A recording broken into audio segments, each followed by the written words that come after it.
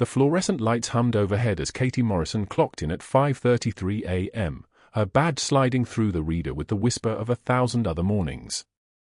6 months. 184 days of invisibility at St. Michael's Hospital in Atlanta, and she had become so thoroughly invisible that the night shift supervisor no longer looked up when she arrived. The smell of stale coffee and antiseptic clung to the corridors like a second skin. She tucked her scrubs into the waistband of her pants, the movement automatic, practiced, meant to go unnoticed, and made her way to the third floor where room for 47 waited. Where he waited. The elevator dinged. The doors opened onto a hallway she had walked 1,000 times, linoleum gray as old concrete, walls the color of institutional surrender, the ventilators in the rooms beyond creating a rhythmic percussion that had become her heartbeat. She moved through it all like water through a sieve. Just a nurse. No one important. No one to remember. Her hand touched the inside of her jacket as she walked, feeling the faded unit patch sewn deep into the lining where no one would ever see it. Unit designation, 5th Special Forces Group. A place she had stood, bled, and served before someone made the call that changed everything. The patch was all that remained of that life.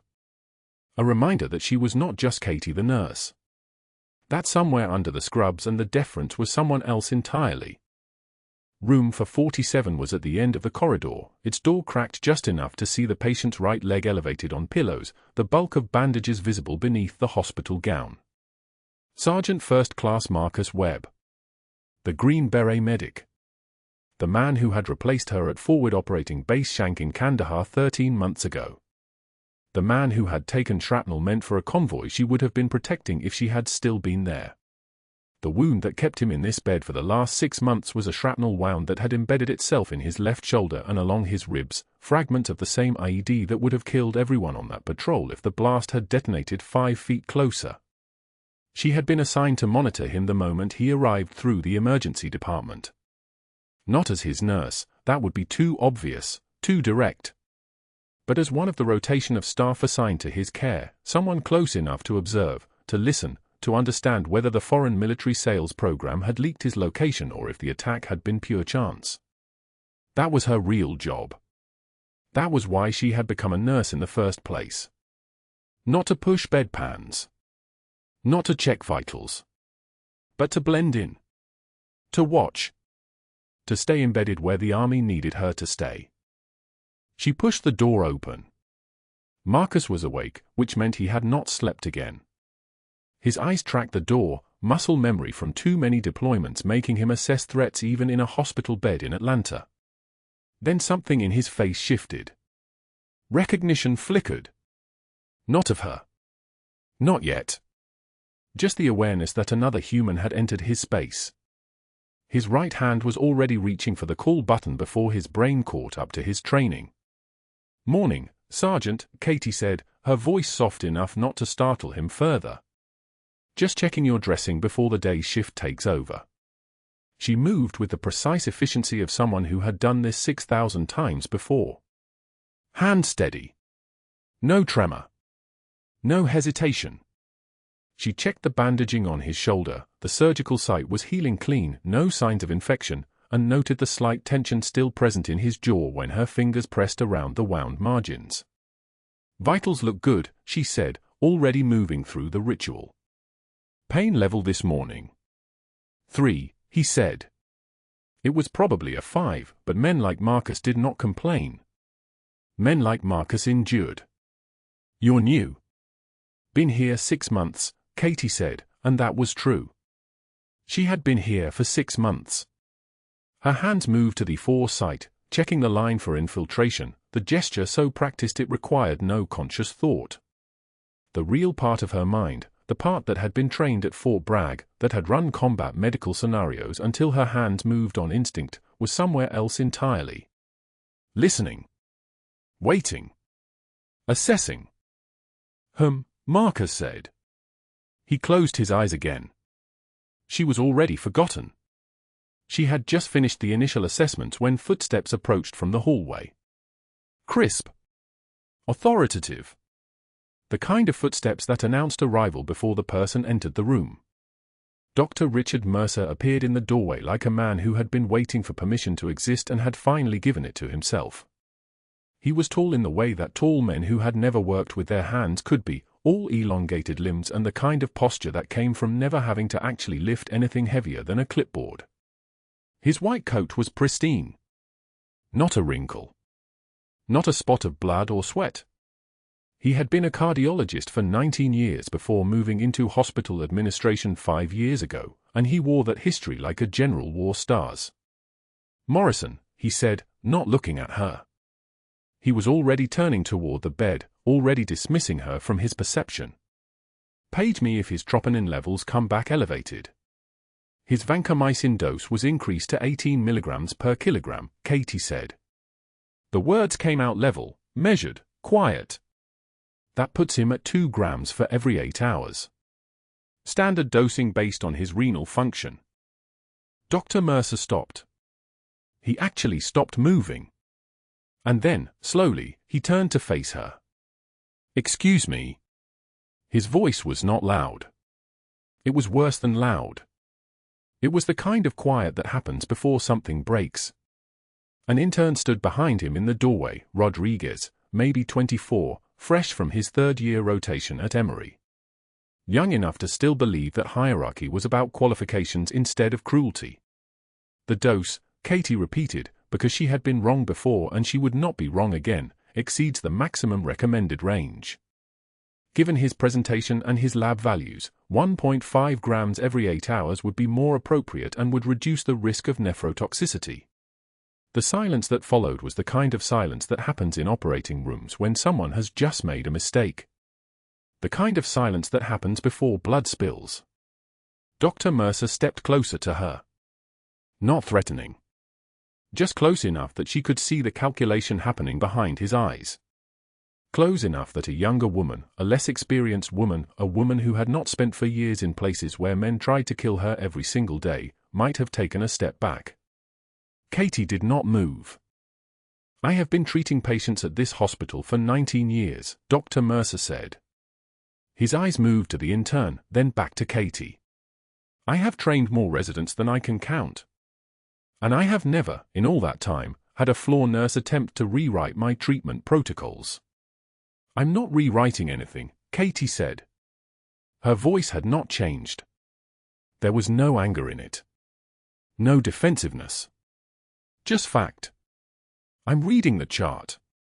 The dosing is outside accepted parameters." Dr. Mercer turned to Rodriguez. The intern's face had gone pale, the kind of pale that happens when you realize you are about to witness something that will establish the hierarchy of a hospital forever. "This is an example," Dr. Mercer said, speaking only to the intern now, speaking about Katie as if she had already been erased from the room, of why nurses should stick to nursing. They read a portion of a protocol and suddenly they believe themselves qualified to practice medicine. It is dangerous. It is arrogant. And it has no place in my hospital. He did not look at Katie again as he left the room. He did not need to. But that was the problem with people like Dr. Mercer.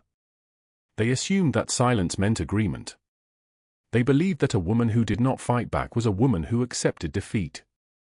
Katie had learned a long time ago that the quietest moment is often the moment right before everything changes.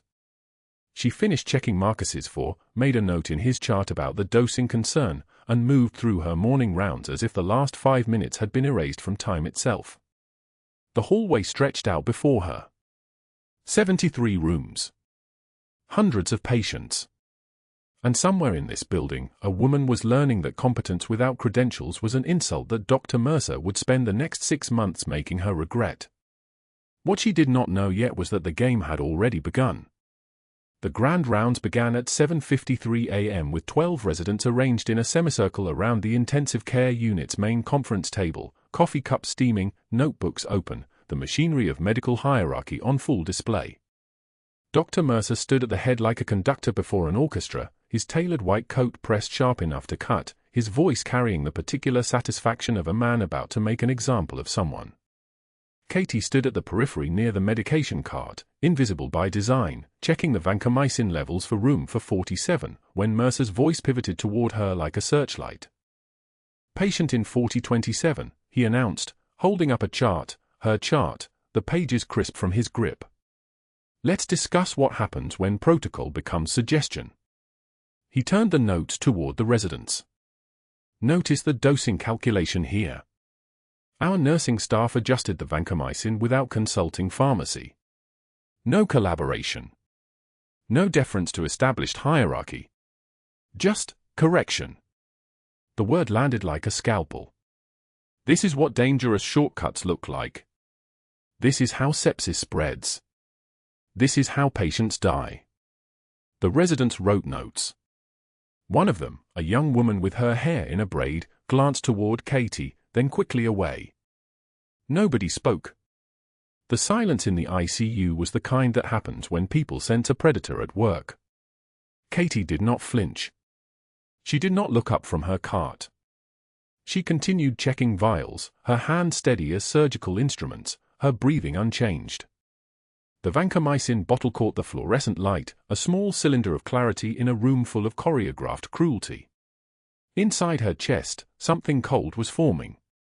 Not anger. Colder than anger. The kind of composure that comes from having already survived worse things than public humiliation. Mercer watched her. He wanted a reaction.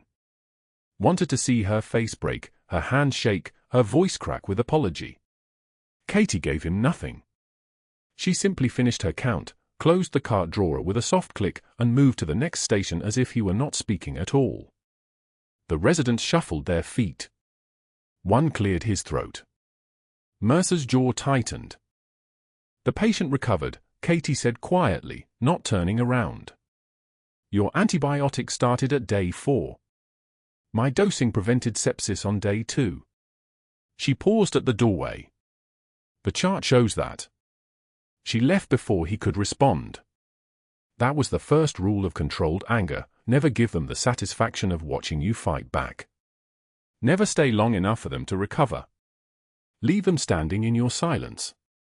The vending machine on the 3rd floor hummed its mechanical song at 2:13 p.m., a lonely appliance in an empty hallway where Dr. Mercer stood punching in his code for a bottle of water he did not need. Katie watched him from the corner, moving slowly, deliberately toward the machine. He did not see her at first. That was when he laughed. Just a nursing assistant, he was saying into his phone, his voice carrying the smooth confidence of someone with an audience backing him. She corrected me during grand rounds. Can you imagine? In front of the residents. Another pause. Laughter on the other end. His shoulders relaxed. No, I shut it down. But the audacity. The sheer lack of institutional respect. These floor nurses think one certification makes them physicians. Katie was 3 feet away when he turned. Their eyes met. The laughter stopped. The phone conversation did not pause. She could hear it tinkling through the speaker, some colleague's voice morphing into uncomfortable silence. My documentation prevented a sepsis death, Katie said, her voice flat as a surgical field. Your antibiotic protocol would have cost him 6 additional days. She stepped closer to the machine. That's the difference between decoration and function. She did not wait for a response.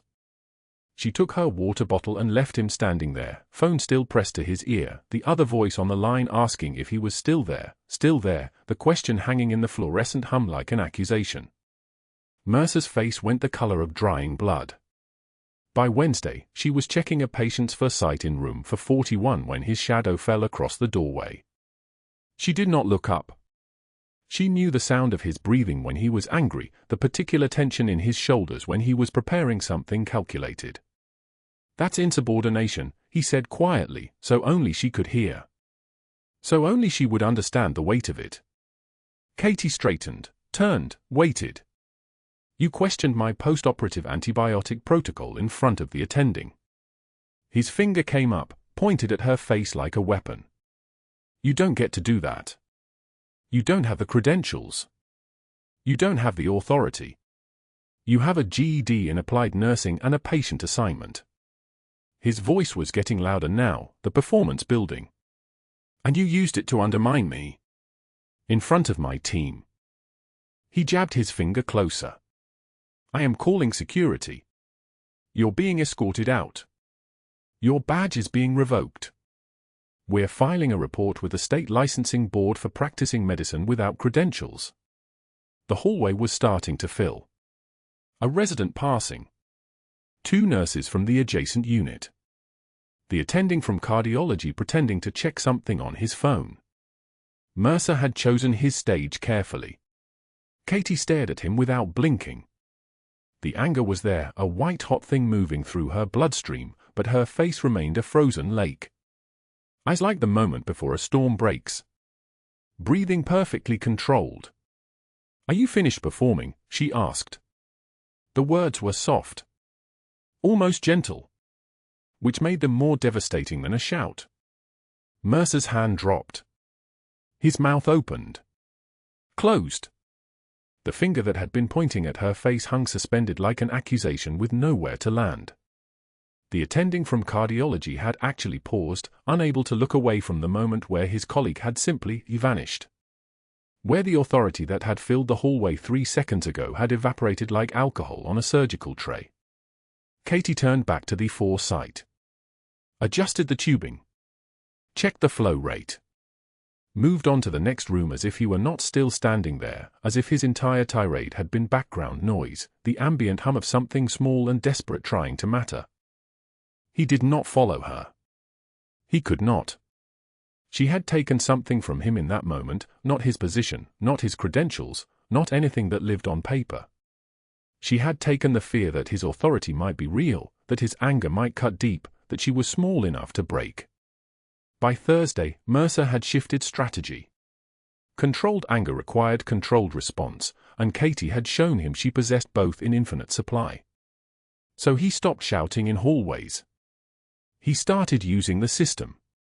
The post-operative infection rate on his service line was trending upward. 7% above baseline. He had Katie pull the charts for the antibiotics she had questioned, the ones she said were delayed, ineffective, poorly timed. Most patients recovered. One had required septic workup. One required additional rounds of IV therapy. On Friday afternoon, Dr. Mercer walked into the pharmacy with a file folder and the careful expression of a man building a case. He requested they review nursing deviations from post-op protocol. He asked whether floor staff should have input on attending-level decisions. He wondered aloud if there might be a pattern of interference that should concern the licensing board. The pharmacist, a woman named Chen who had worked at St. Michael's for 19 years and had learned not to trust physician complaints against nursing staff, listened carefully. She looked at the charts. She noted the patient outcomes. And she said nothing that day, but she called Katie the next morning at home. He's building something, Chen said simply. I don't know what yet, but he's making calls. Board members. Your previous employers. He's asking questions about your qualifications. Katie's breath caught, not because she was afraid of what he would find. The credentials were all real, all legitimate, all completely unremarkable for a registered nurse with specialized training, but because he was moving into territory that touched the edges of something classified. Her time at Fort Bragg was on a need-to-know basis. Her assignments in Kandahar were buried under layers of DOD authorization. The work she had done at the 75th Ranger Regiment's medical support team existed in files that required clearance to access. If Mercer dug deep enough, if he triggered the wrong background check, if his inquiries reached the wrong people in the Pentagon, the entire operation would collapse. The mission that had brought her here, the real reason she had taken a floor nursing position to monitor Sergeant Webb, the Green Beret in room for 47 whose medical evacuation data matched a pattern of intelligence interest, everything would unravel. And she could not let that happen. Not because she was afraid of being exposed. But because Webb needed someone watching him who understood what his recovery meant, who could read the patterns in his healing, who could recognize if anyone came looking for a wounded Green Beret with information that certain people wanted to stay buried. Mercer had just declared war on someone who could not afford to lose. By late Friday evening, Katie sat in her car in the St. Michael's parking lot and made a call from a phone that was not registered to her. She did not speak into it directly. She simply listened as a voice on the other end, filtered through encryption that sounded like it was coming from inside a concrete vault, informed her that the situation was being managed, that board members would receive calls reminding them of their hospital's federal contracts and their dependence on DOD placements, that her previous military supervisors had already been contacted and were providing responses designed to confuse rather than clarify. But the message was clear: escalate once more and you will draw attention to the entire operation. Stay invisible. Do your job. Let Mercer do his. Katie ended the call and gripped the steering wheel. Somewhere inside the hospital, Dr. Mercer was making phone calls about a nurse he had never bothered to actually understand. He was gathering allies, activating networks, preparing the institutional machinery to crush someone he perceived as a threat to his authority. He was competent enough to be dangerous. And she was constrained enough to be vulnerable. But not for much longer. Because at 2:43 a.m. on the following Tuesday, Sergeant Marcus Webb would stop breathing. The monitors would alarm. And Katie Morrison would have exactly 90 seconds to decide whether to follow protocol or follow training. And that was when everything changed. The monitor above Marcus Webb's bed flatlined at 2:41 a.m. Not the alarm first. The silence came first. Katie heard it before she saw it, the absence of the beat that had defined the last 6 months. The sound of nothing where there should have been everything. She was charting at the nurse's station, 1 floor down, when the ICU nurse called down. Not panicked. That was the problem.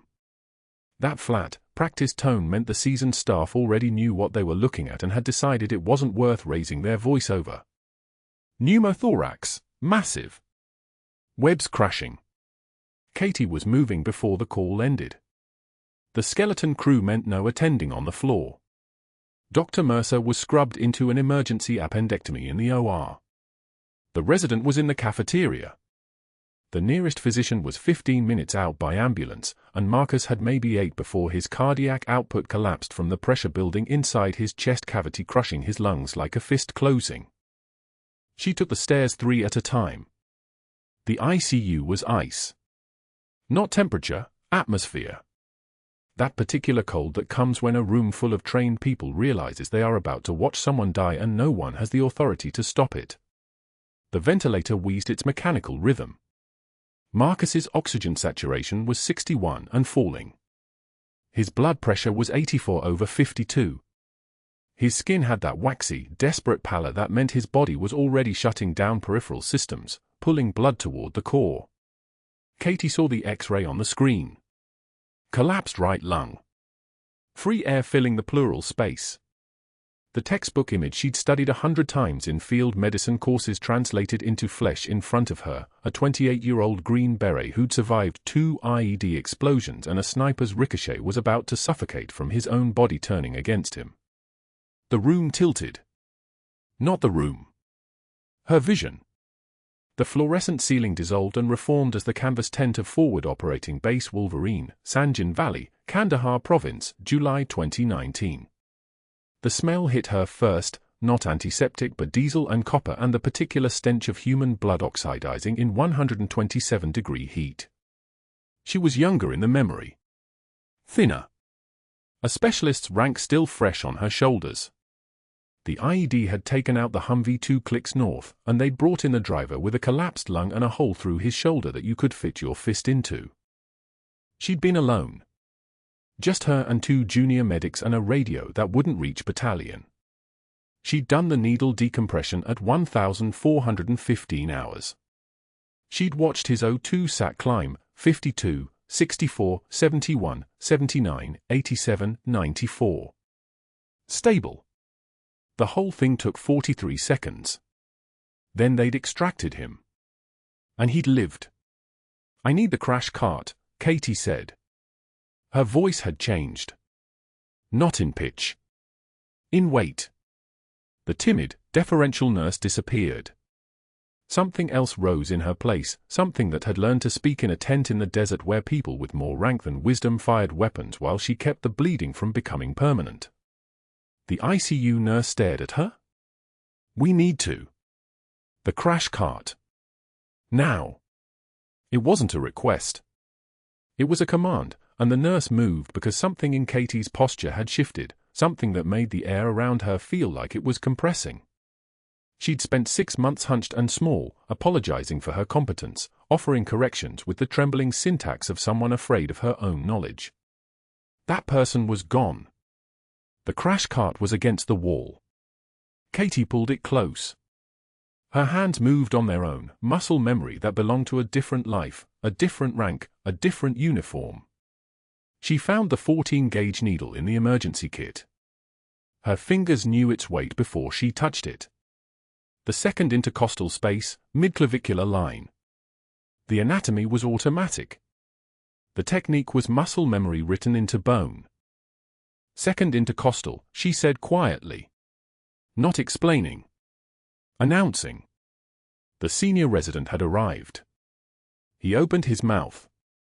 Katie cut him off without looking at him. His lung is down. Tension pneumo.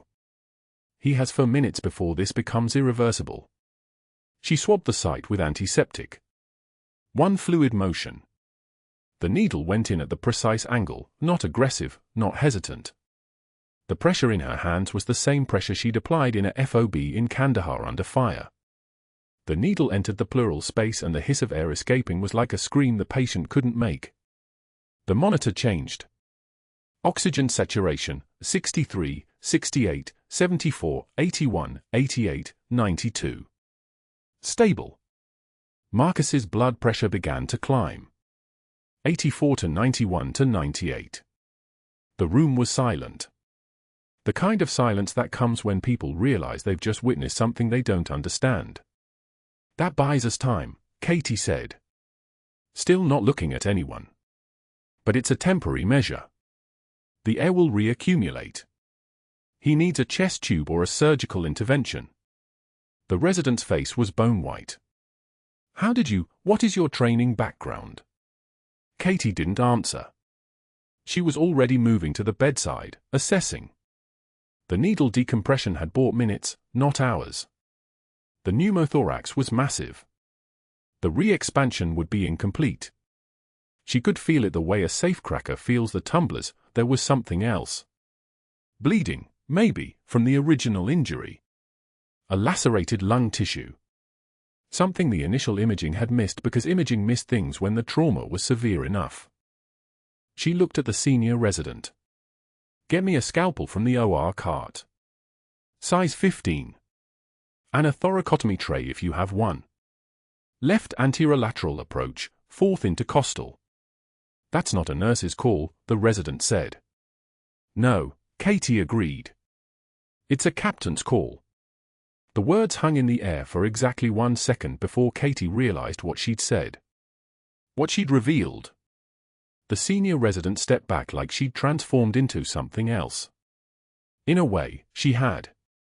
Katie pulled off her latex gloves with the deliberate precision of someone closing a chapter. Her hands were steady. Cold. She'd kept them hidden for 6 months, the calluses from climbing gear, the fine white scar running from her left wrist to her elbow from shrapnel in Kandahar, the tattoo on her ribs that no one at St. Michael's had ever seen. The faded unit patch she kept sewn into the jacket lining at home was worth more than her entire nursing credential.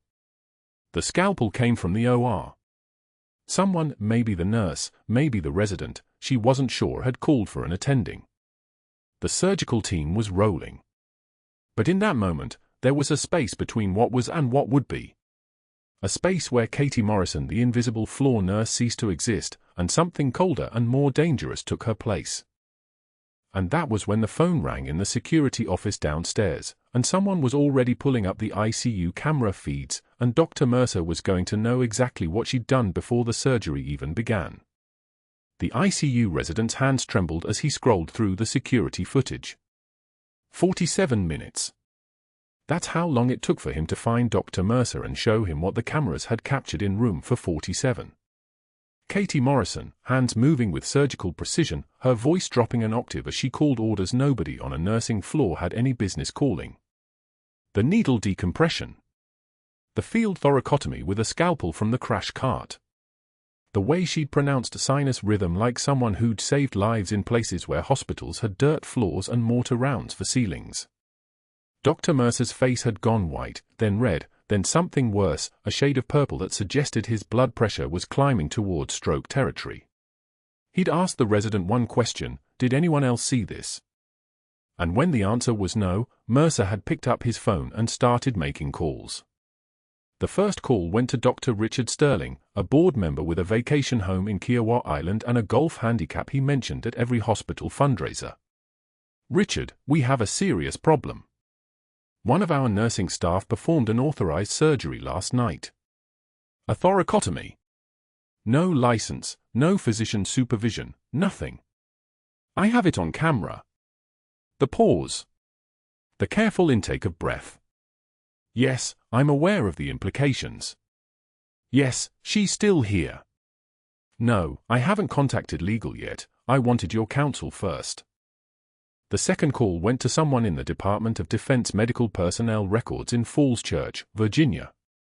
A contact Mercer had cultivated 15 years ago when he'd served as a consultant on military trauma protocols. "This is Dr. Thomas Mercer from St. Michael's in Atlanta. I'm calling about a former Army service member who's currently employed in our nursing staff. Captain Catherine Morrison. I have concerns about her psychological fitness for clinical work. I'd like to inquire whether there were any documented incidents during her service that might explain some concerning behavior patterns I've observed."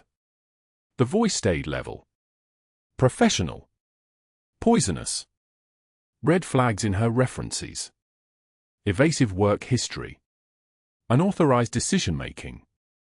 "I'm hoping you can help me understand what I'm dealing with." By 10 a.m., a state nursing board investigator named Patricia Huang had a file on her desk. It was thin, incomplete, but it had momentum. A complaint from a physician. A referral from DOD. A note about possible unauthorized medical practice. She was in a car headed to St. Michael's by noon. Katie didn't know any of this yet. She was sitting in the break room with a cup of coffee that had gone cold an hour ago, watching the morning news on the television bolted to the corner. Marcus Webb's surgery had gone perfect. No complications. The surgical team had found the tension pneumothorax exactly where she'd identified it. They'd repaired the lung tissue. He was already extubating, his blood pressure stable, his oxygen saturation climbing past 95%. In 12 hours, he'd be asking for solid food. In a week, he'd be walking the hallways. She'd done that. A captain's hands, disguised as a nursing assistant's, holding a man's life inside her chest for 9 minutes while the world thought she was someone else entirely. That was when security found her. 2 officers, one she recognized from the parking deck, one she didn't. "Miss Morrison? You need to come with us. Hospital administration needs to speak with you immediately." The walk to Human Resources took 90 seconds. The conference room was the kind with a long table and floor-to-ceiling windows overlooking the Atlanta skyline. Dr. Mercer sat at the head of the table, flanked by the hospital's chief legal officer and someone Katie didn't recognize. The legal officer had the particular exhaustion of someone who'd been called into an emergency meeting before their coffee kicked in. "Captain," Mercer said. He let the word sit there for 3 seconds. Let it echo. "Or should I say, former captain? Your nursing credentials appear to be considerably less comprehensive than your actual background suggests. We have footage of you performing advanced surgical procedures last night. Procedures that fall well outside the scope of a nursing assistant. Procedures that constitute the unauthorized practice of medicine." Katie's eyes moved from Mercer to the legal officer. Her voice stayed level. The patient was in cardiac arrest. There was no attending available. That, the legal officer said, is not a legal defense. That's an explanation that confirms the violation. He opened a folder. Inside were printed screenshots from the security footage. Her hands. The scalpel. The patient's chest. "We've initiated a full review with the State Nursing Board. We've contacted the Department of Defense regarding your service record and employment history. We have investigator Patricia Huang arriving within the hour." Mercer leaned forward. "You were placed in this hospital under false pretenses. Your references are vague. Your background is classified. You're operating under what appears to be an assumed identity. Tell me, what exactly were you doing here, Catherine? What was the real mission? Katie didn't flinch. She didn't blink. Her hands remained flat on the table, palms down. When she spoke, each word landed like ordnance. I saved a life. Everything else is classified. The legal officer's face went the color of old paper. That's the end of this conversation, Katie continued. She stood. I want my union representative present for any further questioning. Until then, I'm invoking my Fifth Amendment rights and my status under the Military Selective Service Act regarding classified service. Any follow-up questions go through my attorney. She walked out of the conference room without waiting for a response. Walked past the security officers. Walked past HR, past the break room, past the floor where Marcus Webb was breathing on his own for the first time in 18 hours. Walked to her locker in the basement of the hospital where she'd kept a change of clothes and exactly one item that mattered. The jacket was 6 years old, worn canvas the color of dust. Inside the lining, sewn with thread that had started to fray, was a patch. 3rd Battalion, 5th Marines. Not her unit, but the unit that had found her after her own base took indirect fire in Sanjan Valley. The patch was faded so badly you could barely see the insignia. She'd kept it because Marines didn't leave their own, and because some things were worth remembering even when remembering was classified. She stuffed it deep in her jacket pocket and clocked out at 11:24 a.m. The rain started before she reached her car. It came down in sheets, the kind that hammers the pavement and makes the world look like it's been underwater for years. Katie sat in the driver's seat with the engine off, rain drumming on the roof like applause for something she'd failed at. The jacket with the patch was draped across the passenger seat. She stared at it the way soldiers stare at things they're about to leave behind. Her daughter was in school. She wouldn't know why Mom wasn't at work. She wouldn't understand that sometimes the thing you did right got you fired. That sometimes competence was an insult to the people in charge. That the hospitals and the military and the systems that needed you most were also the systems that would burn you if you threatened their hierarchies. Katie's hands shook as she drove. Not from fear. From the particular kind of rage that soldiers learn to metabolize, to convert into fuel for the next mission. But there was no next mission. There was a suspension pending investigation. There was a state licensing board report being written. There was her name in databases that enemies could access, her face in security footage that would eventually become discoverable, her cover so completely burned that even the classified compartments wouldn't help. The apartment was quiet when she got there. Toys scattered across the living room. A half-finished drawing on the kitchen table, a stick figure labeled MOM in purple crayon.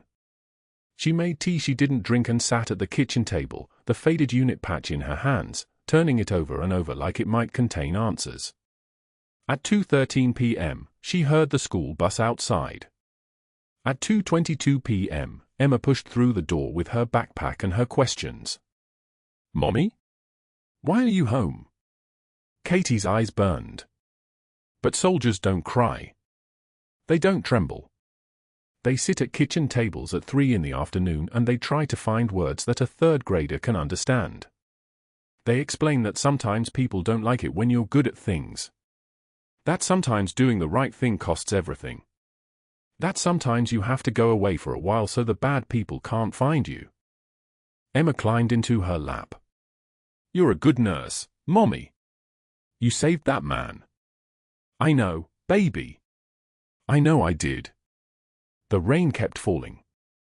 Katie held the jacket patch in one hand and her daughter in the other, and she let herself feel the weight of what she'd lost. Not her job. Not her cover.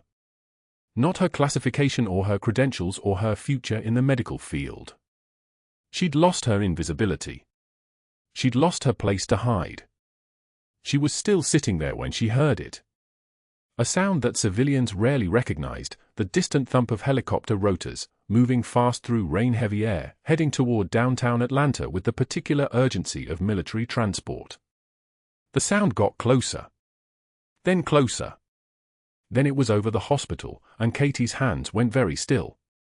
Because that sound meant one of two things: either someone was coming to arrest her, or someone had realized that Captain Catherine Morrison wasn't supposed to be invisible anymore.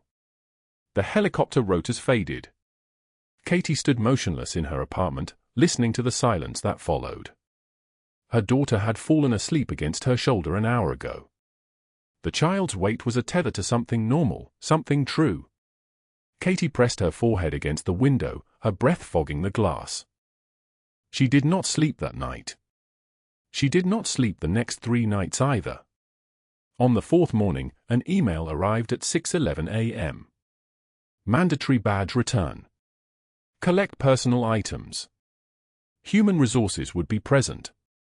She read it once, twice, 3 times, the words refusing to reorganize into something she could accept. The mission was over. Not completed. Over. Burned. Finished.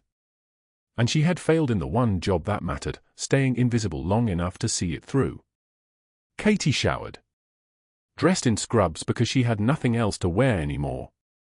Drove to St. Michael's with her hand steady on the wheel, muscle memory compensating for the roaring in her chest. The parking lot was already hot at 7:15 a.m., the asphalt shimmering like it was underwater. She parked in a visitor space. Not an employee anymore.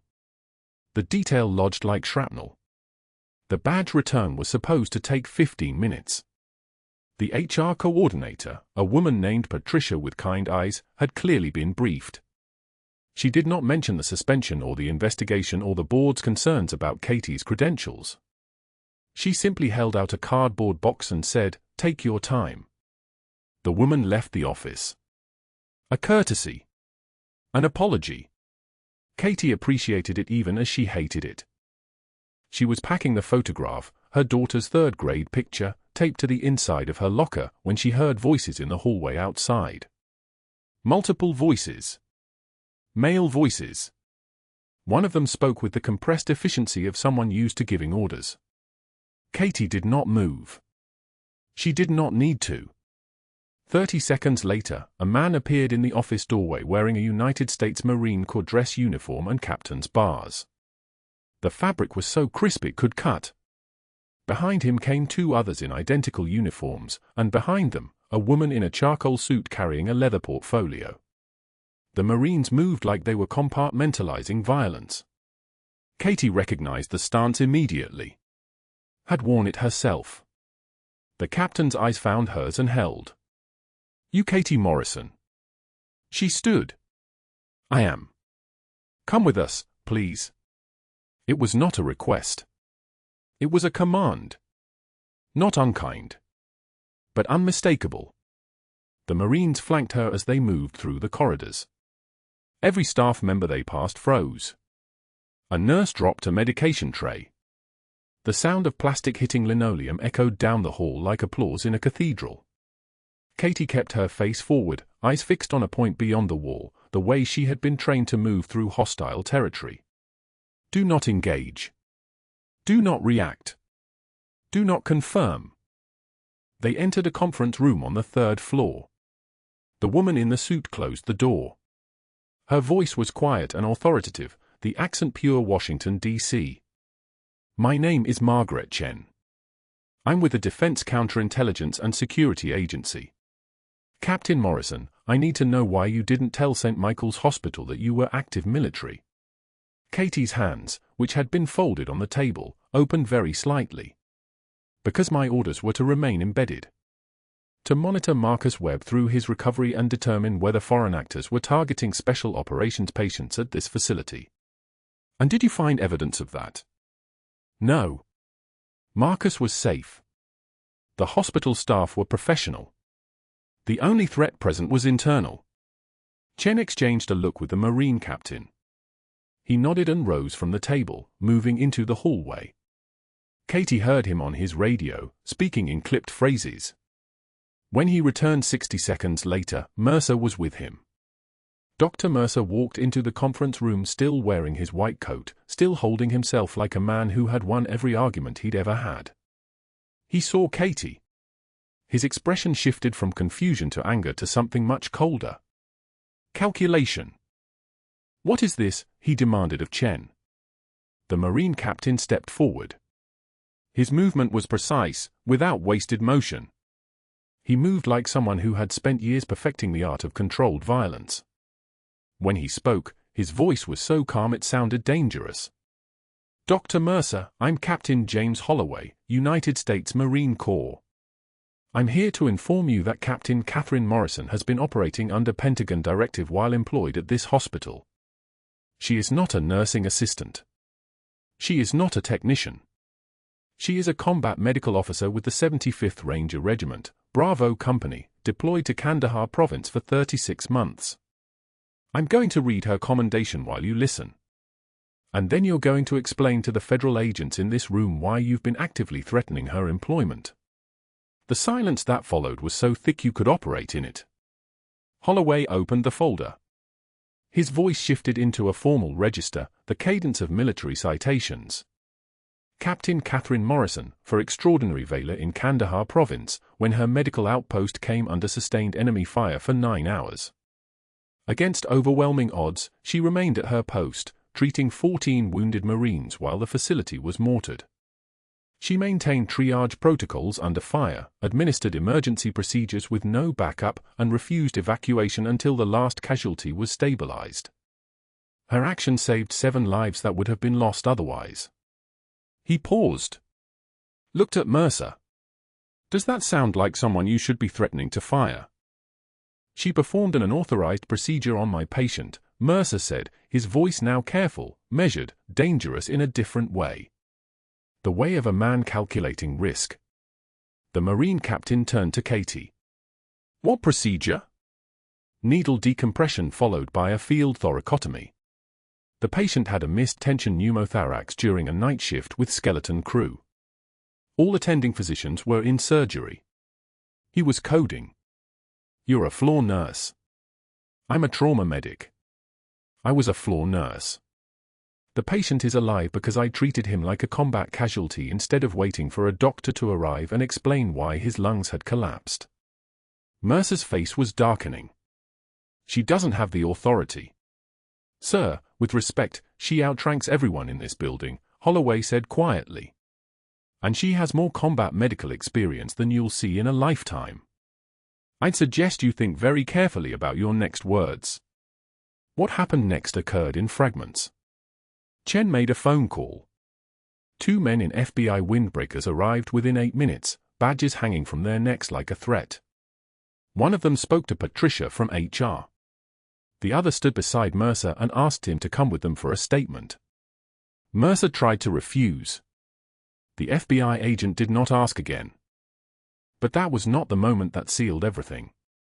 The moment came when a woman in scrubs appeared in the conference room doorway. Katie recognized her immediately. Dr. Sarah Weinstein, the surgical resident who had been standing next to Mercer when he had humiliated Katie at the vending machine. The resident who had watched him laugh while recounting the grand round spectacle, mocking Katie's charting like it was the work of a child playing dress-up in her mother's clothes. Weinstein was holding a phone. Her face was pale. The video, she said to Chen. It's gone viral. The whole thing. The vending machine. The grand rounds. All of it. It's trending. It's tagged #DrBully and there are 47,000 shares in the last 6 hours. Mercer's head snapped toward her. What video? I recorded you, Weinstein said quietly. I sent it to my mentor. My mentor sent it to his mentor. Someone uploaded it. I didn't mean to. You did this? Mercer's voice cracked slightly. Fear underneath. The first real crack in his armor. The FBI agent placed a hand on Mercer's shoulder. Not violent.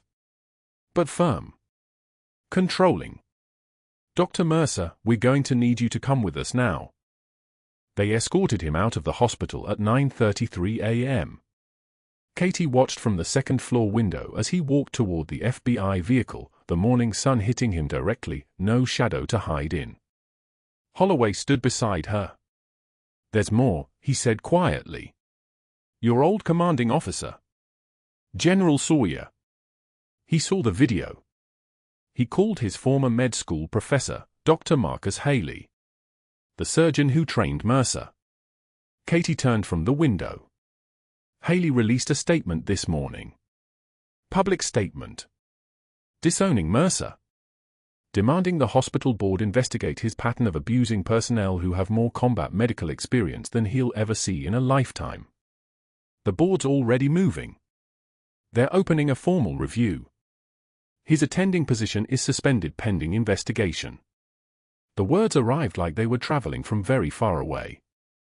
Katie heard them but had difficulty assembling them into meaning. She had spent 6 months training herself not to hope for accountability. Accountability did not arrive on a helicopter. It did not arrive at all, most of the time.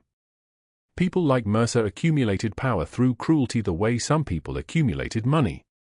They kept accumulating until they died. But she had learned, long ago, that the military moved differently than civilians. The military was a closed system. You could not offend one soldier without offending the entire regiment. And when the military decided you were a problem, the machinery of consequence began grinding. Mercer had not been attacking a nurse. He had been attacking a captain of Rangers. He had been attacking the whole unit's honor. That was a different category of offense entirely. What about the mission? Katie asked. Holloway's expression remained neutral. Classified. But Dr. Mercer's network has been compromised. The investigation into his conduct means everyone he contacted is being scrutinized. The foreign intelligence angle is being handled at a level above hospital administration. You're clear. Relief came as a physical sensation, a sudden loosening of muscles she had not realized were clenched. But it was quickly replaced by something else. Exhaustion. Displacement. She had spent 6 months becoming someone else. Someone invisible. Someone small. Now she was expected to become herself again, and Katie was not sure that person still fit into civilian spaces. Your daughter is asking if you can pick her up from school, Holloway said. She's been asking where you are. That landed harder than anything else had. 7 days later, Katie stood in the rose garden at the White House. The photograph of that moment would circulate through military and medical networks for years. In it, she wore a dress uniform for the first time in 18 months. The silver star pinned over her heart caught the sunlight. The bronze star next to it created a secondary gleam. The Presidential Citizen's Medal hung from her neck, heavy and real. The president had actually said, "Your daughter is very proud of you." Then he shook her hand and moved to the next recipient. But those words, simple, straightforward, true, had seemed to encompass everything. Her daughter was waiting with Holloway's wife in the East Wing. When Katie found her, the girl ran toward her at full speed and collided with Katie's legs hard enough to knock her back 1 step. Katie knelt down and held her daughter against her chest. The girl smelled like the embassy daycare, applesauce and crayons and something that was purely, entirely innocent. "Mommy, the president said you saved people. He said you're a hero." "I'm a nurse," Katie said. "He said you're a nurse who saved heroes." "That's better." Katie pressed her forehead against her daughter's hair and did not correct her. Truth was more complicated than titles.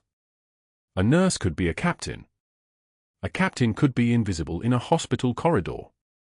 And sometimes, rarely, impossibly, against all odds, the people you trusted to destroy you ended up destroying themselves instead. Sometimes the quiet person in the room was the one holding it all together. Holloway appeared beside them, respectful distance maintained. Dr. Mercer was terminated from his position. The hospital board voted unanimously. Medical license is under review by the state board. He won't practice medicine again. Katie did not ask where Mercer was or what he was doing now. She had learned that some knowledge was a burden she no longer needed to carry. Let the machinery of consequence continue its work in places she did not have to watch. What she did know was this: she had been offered the position of Director of Trauma at St. Michael's. A title. Authority. Respect. The thing she should have wanted. But 2 weeks later, Katie returned to the hospital in scrubs, not administrative dress. She returned to the trauma bay. She returned to checking vitals and changing dressings and holding the hands of patients who arrived at their worst moment and needed someone who understood that survival was possible even when everything inside was broken. A surgical intern approached her during rounds. "Director Morrison, I was wondering." "Just Katie," she said. "We're in scrubs. Titles are in the office." The intern nodded, understanding instinctively what had been quietly communicated. This woman had already been someone important. She was choosing to be useful instead. The trembling was not fear. It was restraint. The restraint of someone who had seen what power could do to people. Who had learned that titles were just another way to stop listening. Scars tell stories, and her scars had taught her that the quietest work, the work done by people nobody was watching, was often the work that mattered most. St. Michael's added a dedicated veterans trauma wing within 6 months. Every attending physician received mandatory training on combat medical protocols. The nurses were given decision-making authority on critical cases. Change moved through the hospital like medicine through a bloodstream, slow but transformative. Katie was finishing her 12-hour shift at 6:51 a.m. when Holloway texted her. The message was 3 words, "Good job, Captain." She read it twice, then turned her phone off. The fight was here now. The real fight. The fight that did not require uniforms or orders or the thunder of helicopters. Just presence. Just competence. Just someone willing to stand in the gap between chaos and safety, day after day, shift after shift, asking nothing but the chance to help. Her daughter had asked her once, very simply, "Mommy, are you still a soldier?" Katie had thought about the question for a long time before answering. Yes, she had finally said. But now I fight with different weapons. If you're still watching, hit that like button. And I want to know, would you have saved the man who fired you, or walked away? Drop your answer in the comments. Subscribe and let's see how this ends.